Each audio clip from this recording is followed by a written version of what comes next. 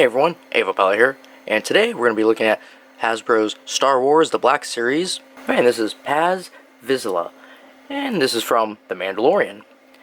Now this is pretty cool. This is a carbonized graphite, so he's all shiny and stuff. Looks pretty cool. I like the paint job on. And this is a extra big package. Usually they only like to here, but because he has this big old pack here, they had to make a bigger box. You get a nice shiny picture of him there, and just a window here. And you get the back of the box. And it says, a brawny warrior encased in the strongest Beskar armor, Paz Vizsla is part of a secret enclave of his people. Alright, so why don't we get it open up and take a closer look. Alright, so here he is out of the package. Now he has a little bit of a bigger character than the other ones. He actually made his first appearance, of course, in The Mandalorian.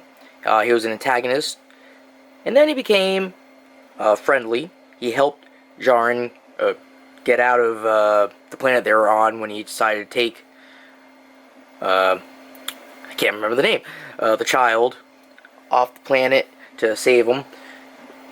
And then when he comes back to the planet, Djarin, he sees that there's a bunch of helmets and everything, because obviously they went against the Imperial forces, so they were attacked, a bunch of them were killed, but no one saw his helmet, so they thought he was still alive.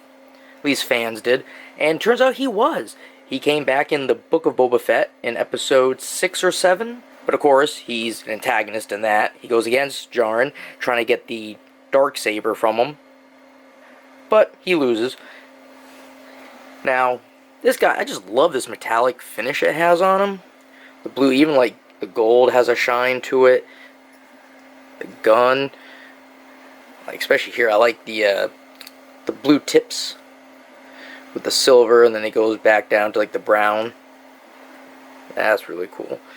This guy has like a lot of cool things about him. He has a little scouter thing up top. He's got a cord here going from his pack to his flamethrower in his hand. And he has got that big cord on the bottom going straight to the gun here. Now you can't take his helmet off. He has no face underneath. I mean, you can't even see anything underneath. If you take it off, the whole thing comes off. Alright, since we talked about the pack, let's go over it again. So it just goes on his back. Has a little peg hole on his back, and there's the peg there. Just pops right in. You can also take this part off, and then the gun that has a little peg here, and it goes on the side. Alright, got that on there. Now this handle here can actually move. It has a big gun. It's almost the size of him. So let's talk about articulation. You know, we got the head that'll go all the way around. He can look down. He can look up. He can go side to side with it. And he can also move the neck part. So he can go like that or like this. It's like he's dancing. Same thing with front and back. And we got the arms. Now, this one you can't rotate all around. I mean, you could, but because he has that attached, that might be a little difficult. But yeah, it will go all the way around, though. Then we got right here, above the elbow, you can rotate it. Again, not this, well, you can, but you shouldn't because it is attached. Then you can bend it. Has a nice 90-degree. Then we got the hands. Those will spin all the way. They do have the ability to do the flip-flap, but it's kind of hard. Like, you're not going to get him to do it. But if you look, it does have the ability to in there. But because the armor is so thick, it won't allow it to move. Alright, now we got right here, above the abdomen. You can move that around. It could probably spin all the way, but I'm not going to because it feels really tough. But he can go a little bit side to side, and he can go like that. He can forward, lurch back.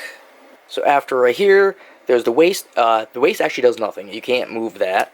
It's solid. But then you go farther down, you got the legs. You can, pretty good. Forward, nice.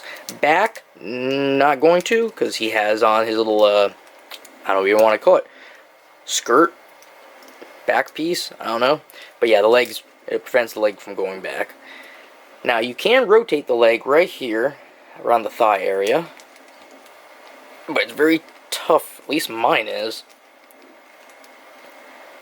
There we go. I got the knees. And they are, whoop, here goes his pack. Oh well. But they are double jointed. Now, he has a really good reach with that double joint. Look at that. I haven't seen too many figures that can actually go all the way back like that. Now, you can't twist anywhere else on the leg, unfortunately. But we do have the feet. Those can go up, down, and they do have like a little swivel effect,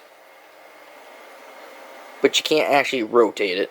And I really do hope he makes another appearance, either in Book of Boba Fett or in The Mandalorian Season 3. I think that'd be really cool.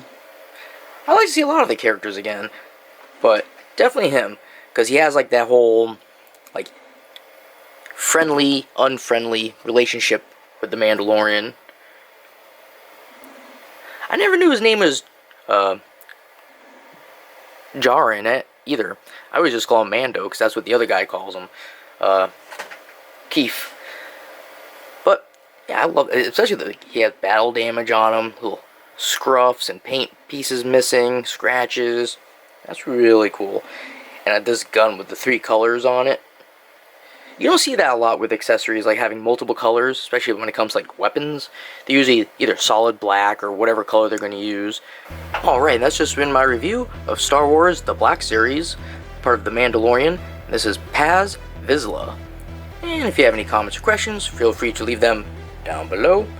And, as always, you all have yourselves a good one, and I will see you later.